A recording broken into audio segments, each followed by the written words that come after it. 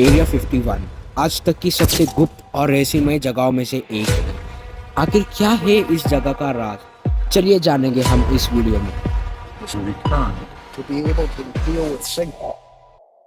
तो स्वागत है आप सबका अनसॉल्व मिस्ट्रीज के पार्ट 3 में, जहां हम बात करने वाले आज एरिया 51 के बारे में। आखिर क्या चीज ये जगह ने हम आम जनता से छुपाए है? आखिर क्या है इसके पीछे का राज? क्या वाकई में एलियंस एंड अदृश्य शक्ति एग्जिस्ट करते हैं? सब जानने के लिए वीडियो के एंड तक बने रहिएगा। तो चलते हैं इस जगह की शुरुआत कैसे और कब हुई। तो बात है साल 1955 की, जब एरिया 51 बनाया गया था in between desert type near Groom Lake of Nevada. And इस जगह को पहले बस U2 स्पाई प्लेन एंड बहुत सारे plane and jet related activities को टेस्ट करने के लिए इस जगह को बनाया गया था। U2 स्पाई प्लेन एक ऐसा प्लेन है जिसको ओनली कंट्रोल किया जाता है बाय अमेरिकन पायलट्स, एंड बहुत भी कंट्रीज ने ट्राई किया था but they fail and they crash the plane. अब बात आती है टेक्निकल एंड स्पेसक्राफ्ट की, तो दोस्तों मैं एक बात बता दूं, ये एरिया 51 में one of the strongest jet and spacecraft छुपाया है, जो अगर वॉर के वक्त यूज किया तो सोचो ही मत कि अमेरिका के सिवाय और कोई जीतेगा। तो आइए, ये है कुछ one of the strongest spacecraft control by the people of area 51। तो आते हैं सबसे पहले स्पेसक्राफ्ट TR-3B। दोस्तों ये ट्रायंगुलर शेप में ऐसा बना एक लौता स्पेसक्राफ्ट है जिसके पास strongest anti gravity engine and any angle direction, मतलब ये किसी गली से भी निकल सकता है, इतना एबिलिटी है, मतलब कौन से भी एंगल में उड़ सकता है। बहुत बार लोगों ने इसको UFO मान लिया था जस्ट बिकॉज उसकी कई बार टेस्टिंग हुई थी एंड ये स्पेसक्राफ्ट बहुत कम ऊंचाई में ये उड़ाया गया था, एक 70-80 फीट ऊपर, तो वो पब्लिक को भी विजिबल हो गया था एंड उन्होंने इसको UFO मान लिया। जस्ट उसका स्ट्रक्चर एंड ये एक नॉइज भी नहीं करता, अगर तुम उसके नज़दीक भी रहोगे एक आवाज़ नहीं आएगा उड़ान भरते और चलाते वक्त। A-12 which is also known as black bird of US air force.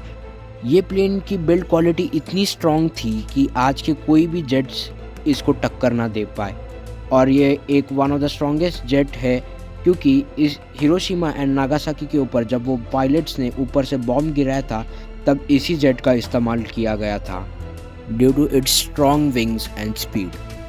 अब हम सबको एक हमेशा कंफ्यूजन आता है कि ये एरिया 51 के अंदर मिलिट्री एंड एयर फोर्सेस होते हैं, फिर अंदर से ये सब चीज़ कैसे बनते हैं, सीक्रेटली चीज़ों को कैसे रिसर्च किया जाता है।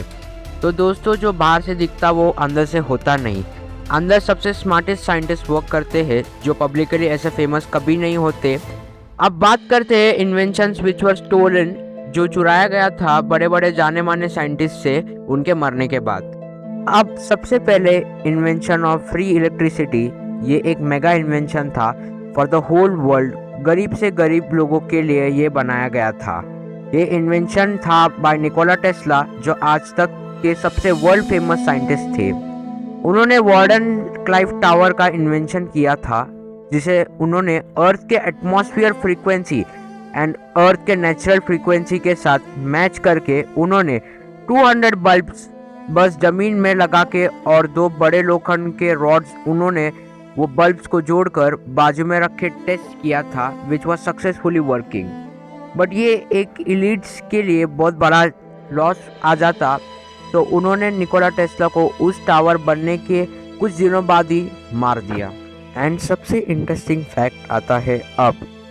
दोस्तों निकोला टेस्ला एक लौते इंसान थे जिन्होंने अपना डेथ प्रेडिक्ट किया था, और उनको कौन कैसे कब मारने वाला है, और ये उन्होंने एक टेप रिकॉर्डर में बोला था, एंड एग्जैक्टली वो वैसे ही मारे गए।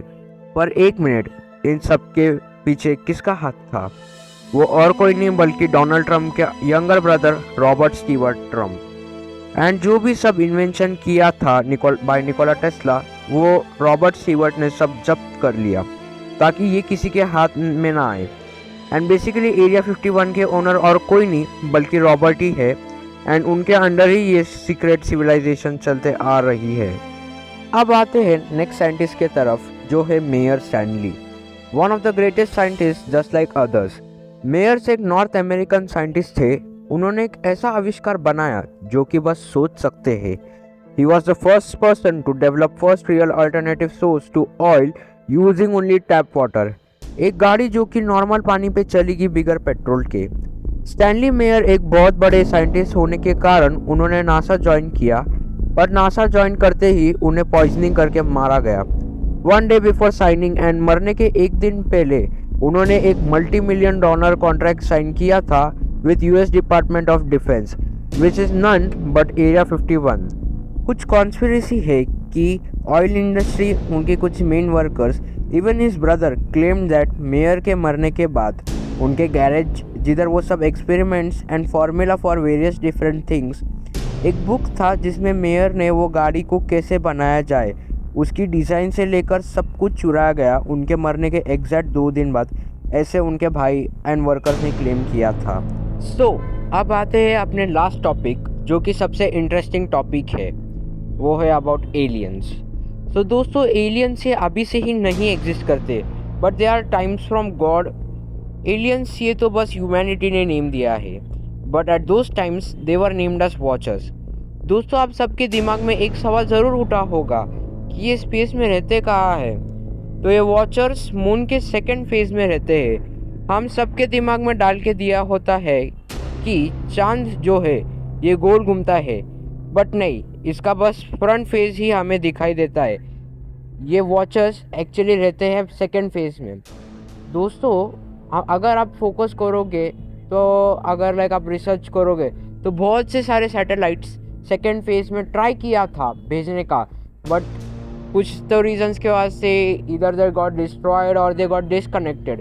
फ्रंट फेज में तो ये सब कुछ बराबर वर्क कर रहा था, बट जैसे ही वो सेकंड फेज की तरफ जा रहा था ऑटोमेटिक इट गॉट डिस्ट्रॉयड। अभी ये एलियंस कम्युनिकेट क्यों नहीं करते? तो ये एक्चुअली रीज़न इसका जाने माने साइंटिस्ट एरिया 51 के अंडर इन्होंने काम किया था, एंड इनका नेम है रॉबर्ट लाजार। ये बोलते हैं कि aliens are actually enemies of us, but अब ये क्यों और कैसे वो तो नहीं पता। एंड एलियंस एक्चुअली में ज़ेटा रेटिक्यूली स्टार सिस्टम से आए हैं। एंड एरिया 51 में कुछ डॉक्यूमेंट्स मिली जहाँ पे क्लेम किया था कि it is the planet where human beings used to live. तो पहला और दूसरा प्लैनेट कौन सा था? अगर एक झलक हम बुक ऑफ इनॉक की तरफ देखे जाए तो वहाँ पे तो watchers are the enemies of God and threat human beings.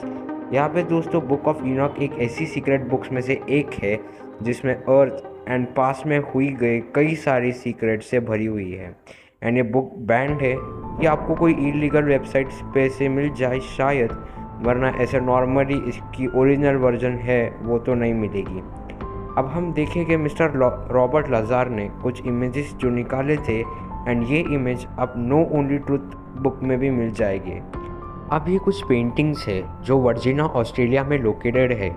This anthropomorphic are type of spirits, and जिन्होंने उस पेंटिंग्स को बनाए हैं वो 10th सेंचुरी से भी पुराने लोग थे, and they claim that this spirits are creators of life on earth, and उनके पास एडिशनल पावर था लाइटनिंग एंड कॉजिंग फ्लड्स। ये पेंटिंग बस यहाँ ही नहीं, इंडिया के छत्तीसगढ़ के एक छोटे से part Bastar which was a tribal region before over a long century. And तो आप ये इमेजेस को ध्यान से देखो तो आपको कुछ वैसे ही यूएफओ बीच वाले चित्र में स्ट्रेंज बीइंग्स दिख रहे हैं, and this paintings were made 10,000 years ago. क्या वो लोगों को पता था कि कुछ अजीब बीइंग्स है जो दूसरे प्लेनेट से आ रहे हो? अब ये एक स्क्रिप्ट है जो कि एक ओल्ड जापानीज बुक में से है, एंड उस स्क्रिप्ट में ये लिखा है कि in 1803 there was a flying mysterious object which landed on coast of Hitachi, and an anonymous being came out and was speaking in a very different language। and जब उसका बोलना ख़त्म हो गया वो उस फ्लाइंग से ऑब्जेक्ट में बैठ के एंड वो डिसअपियर्ड हो गया एयर में चलाते वक्त। अब ये एक इमेज है जहाँ पे लाजार ने इसके साथ फ़ोटो खींची थी। This carved stone object is of 4th century, and ये क्रेव्ड ऑब्जेक्ट रखा है in caves of Puebla. And हम ये क्लियरली देख पा रहे हैं एक इंसान जो नील डाउन किया है, एंड उसके सामने से कुछ एक अजीब सा स्ट्रेंज ह्यूमन बीइंग जो उसको कुछ तो ओवल जैसा, कुछ तो अंडे जैसा, कुछ तो शेप में उसको दे रहा है। एंड ये थे कुछ इमेज जो लाजार ने खुद उनके रिसर्च करते वक्त निकाले थे, defining that there are some extraterrestrial things which exists in this planetary system. तो दोस्तों फ़िलहाल के लिए इतना ही। उम्मीद करता हूँ आपको ये वीडियो पसंद आई होगी। चैनल पे लाइक सब्सक्राइब ज़रूर कर देना। जल्द मिलूँगा मैं आपसे और एक अनसॉल्व मिस्ट्री के साथ। तब तक के लिए स्टे ट्यून्ड।